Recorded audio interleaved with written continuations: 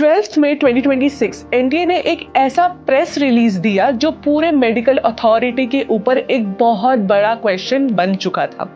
मैं बात कर रही हूँ नीट 2026 पेपर लीक की, रीनीट और नीट कैंसिलेशन की।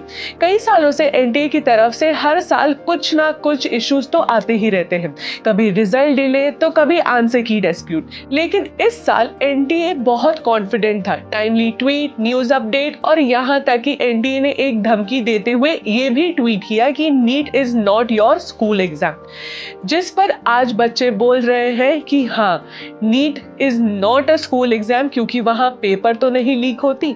तो अब सवाल ये है, प्रॉब्लम नीट एग्जाम में है, एनटीए में है या पूरा सिस्टम ओवरलोड हो चुका है?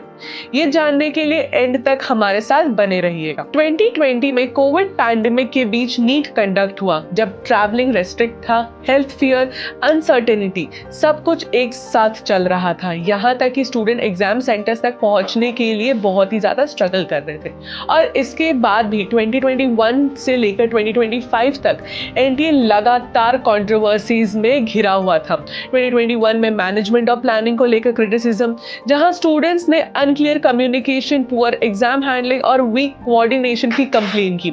फिर 2022 में कुछ सेंटर्स पर अननेसेसरी स्ट्रिक्ट चेकिंग के साथ admit card issues, centre management problems और रिपोर्ट कंफ्यूजन जैसी चीजें भी सामने आना स्टार्ट हो चुका था। 2023 में ट्रांसपेरेंसी पे सवाल उठने लगे क्योंकि रिजल्ट डिले और आंसर की डिस्प्यूट्स ने स्टूडेंट्स का ट्रस्ट और भी वीक कर दिया था। लेकिन 2024 को एनटीए का सबसे बड़ा कंट्रोवर्शियल ईयर माना जाता है। एग्जाम लीक जैसी खबरें और अनयूजुअली हाई परफेक्ट स्कोर्स ने सबको शॉक कर दिया क्योंकि उस साल 67 टॉपर्स सामने आए। और फिर 2025 में पेपर लीक डिस्कशन और सिक्योरिटी कंसर्न्स ने सिचुएशन को और भी सीरियस बना दिया। और इसके बाद भी एनटीए का ओवर कॉन्फिडेंस कम नहीं हुआ। 2026 में फिर एग्जाम लीक की खबरें सामने आई। टेलीग्राम पे एलिजेडली क्वेश्चन पेपर सर्कुलेट हो रहे थे, लेकिन फाइनली अब की बार एनटीए ने एडमिट कर ही दिया कि पेपर लीक हुए हैं। तो फिर गवर्नमेंट के अप्रूवल के साथ एग्जाम कैंसिल हुआ और रीनीट, सीबीआई इन्वेस्टिगेशन, एनटीए रिफॉर्म जैसे न्यूज बाहर आने लगे, जिसके बाद स्टूडेंट्स पैनिक होने लगे, सिक्योरिटी सिस्टम पे क्वेश्चन उठने लगा और कुछ स्टूडेंट्स अब भी कंफ्यूज्ड है कि फ्यूचर सेफ है भी या नहीं, या आगे करना क्या है। लेकिन फिलहाल एनटीए के अपडेट ने ये क्लियर किया है कि स्टूडेंट का री एग्जाम 21 जून को सेम सिटी में होगा, जिसके लिए उनको दोबारा फीस देने की कोई भी जरूरत नहीं है और जो रजिस्ट्रेशन के टाइम पे उन्होंने पैसे दिए हैं वो भी रिफंड हो जाएंगे। इसी के साथ ही एग्जाम ड्यूरेशन में 15 मिनट्स एक्स्ट्रा ऐड ऑन हुआ है। और अभी तक के अपडेट्स के अकॉर्डिंग सबसे इंटरेस्टिंग रिफॉर्म ये है कि एनटीए 2027 से कंप्यूटर बेस्ड हो जाएगा। वीडियो पॉज करो और आपका क्या रिस्पॉन्स है इस अपडेट पे कमेंट करके मेरे को जरूर बताना।